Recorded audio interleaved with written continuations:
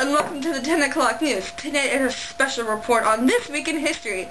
I'm your host, Veronica Corningstone. And I'm your co-host, Billy Jack Jackington. Tonight, we will show a special on the Reign of Terror. After much distress about the king's actions, chaos has broken out in the streets of France, depicted in the scene we are about to show.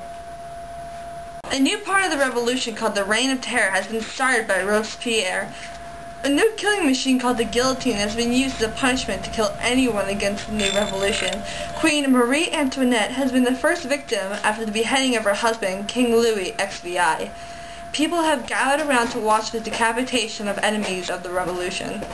That's all for tonight. I'm Veronica Corningstone. And I'm Billy Jack Jackington. You stay classy, France, and thanks for stopping by.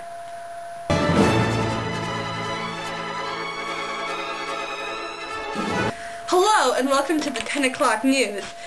Tonight is our special report on This Week in History. I'm your host, Veronica Corningstone. And I'm your co-host, Ron Burgundy. Tonight on This Week in History, we talk about the tennis court oath. What's it about? What's written in it? And what do you want to know on This Week in History? The tennis court oath was a result of growing discontent in the Third Estate in France in the face of King Louis XVI's desire to hold on to the country's history of absolute government.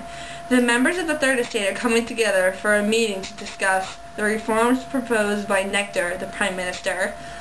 Monetaire proposed that the Third Estate adopt an oath of allegiance. It was promptly written and signed by 577 members of the Third Estate. Later the document was named the Tennis Court Oath. That's all for tonight. I'm your co-host, Ron Burgundy. And I'm your host, Veronica Corningstone. Advantage 1 goes to peasants.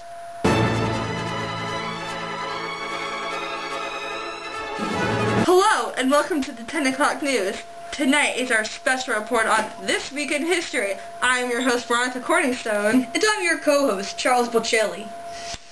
Tonight, on This Week in History, we talk about the First, Second, and Third Estates. People have classified themselves into 3 different groups, leaving the Third Estate into much chaos. For hundreds of years, the people have been separated themselves into 3 different estates. The First Estate, the Second Estate, and the Third Estate. The First Estate consisted of the King, the Queen, and the Pope. They are the classiest estate and have to pay no taxes. They are 1% of the population. The Second Estate consists of nobles, landlords, and merchants. They have to pay little or no taxes. They make up to 2% of the population. The Third Estate consists of peasants and everyone else. They are not wealthy and make up 97% of the population and have to pay all the other taxes. That's all for tonight. I'm Veronica Corningstone. And I'm your co-host, Charles Bocelli. Hello, and welcome to the 10 o'clock news. Tonight is our special on This Week in History. I'm your host, Veronica Corningstone. And I'm your co-host, Tony Pajamas. Tonight on This Week in History, we talk about the king's execution. Poor king. From everyone at the 10 o'clock news, rest in peace. In July, the mobs of Paris stormed the hated prince at the Bastille. Feeling the power was shifting to their side, the mob forced the imprisonment of Louis and his family. Louis attempted to escape in 1791, but was captured and returned to Paris. In 1792, the newly elected National Convention declared France a republic and brought Louis to trial for crimes against the people. Louis XVI was later beheaded by guillotine. That's all for tonight. I'm Veronica Corningstone. And I'm Tony Pajamas. I guess that king won't be heading anywhere anytime soon.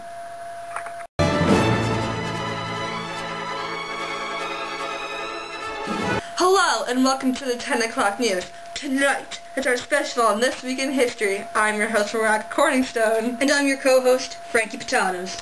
Tonight on This Week in History, we talk about the October Days and the Women's March. For the duration of the Revolution, bread was in short supply, much to the disappointment of French women. The harvest of 1789 had been poor and France was in debt. On October 5, 1789, crowds of Parisian women met at City Hall to demand bread, and when they were refused, marched the 12 miles to Versailles to confront the royal family. After relating their needs to Louis, he promised the women that he would send grain to Paris. This was not enough for the crowd, however, and they insisted that the king and his family return to them in Paris. On October 6th, the royal family returned to the city that was the heart of the revolution, escorted by women carrying pikes, some of which held the heads of the king's guards. That's all for tonight. I'm Rock Corningstone. And I'm Frankie Potatoes. Woman these days.